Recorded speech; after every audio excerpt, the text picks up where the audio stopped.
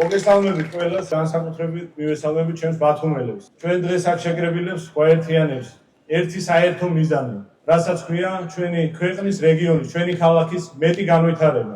თითოეული ჩვენთაგანი ჩვენი თავდაუზოგავი შრომით, სამშობლოს სიყვარულით, ეროვნული ღირებულებების დაცვით, ტრადიციების და ისტორიის პატივისცემით შევძლებთ და ჩვენს ქვეყანას ვაქცევთ პროგრესის და კეთილდღეობის საუკეთესო მაგალითად. ჩვენი გუნდის თითოეული გადადგმული ნაბიჯი იქნება დაფუძნებული სწორედ მშვიდობიან და პასუხისმგებლიან პოლიტიკაზე. ამ პოლიტიკის გამტარებელი ბათუმში იქნება ბათუმის მერობის კანდიდატი, ძალიან ღირსეული, კეთილსინდისიერი და პროფესიონალი კაცი, გიორგი ცინცაძე.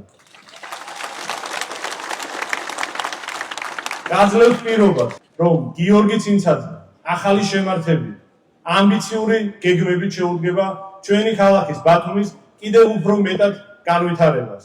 იგი ღირსეულად გაართმევს თავს არსებულ გამოწვევებს და გახდება თითოეული ბათუმელის იმედი. გიორგი ცინცაძესთან ერთად, ჩემი მხარდაჭერით ერთობლივად შევუდგებით ჩვენი ქალაქის კიდევ უფრო მეტად განვითარებას და გავაკეთებთ ყველაფერს იმისათვის, რომ თითოეული თქვენგანის, თითოეული ბათუმელის ოჯახში შევიდეს მეტი კეთილდღეობა. ჩვენი ქვეყნის, ჩვენი ქალაქის მომავალი არის ჩვენს ხელში. 4 ოქტომბერს მე მჯერა, რომ ჩვენი არჩევანი იქნება სწორედ მშვიდობა, სტაბილურობა და ღირსეული მომავალი.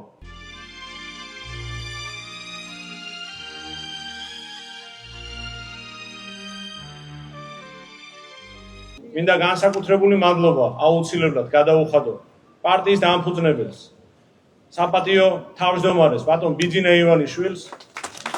მე მინდა მადლობა გადაუხადო პარტიის თავმჯდომარეს, ჩვენი ქვეყნის ღირსეულ პრემიერ-მინისტრს ბატონ ირაკლი კობახიძეს და განსაკუთრებული მადლობა მინდა გადაუხადო რა თქმა უნდა ჩვენს გუნდს. 4 ოქტომბერს ყველა ჩვენთაგანმა ჩავკიდოთ ხელი ჩვენი ოჯახის წევრებს, ჩვენს მეგობრებს და მივიდეთ საარჩევნო უბანზე და გავაკეთოთ არჩევანი მშვიდობის, განვითარების და ღირსეული მომავლის სასარგებლოდ.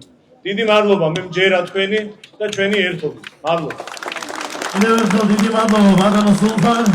წარმატებები უსურვოთ ჩვენს გუნდს.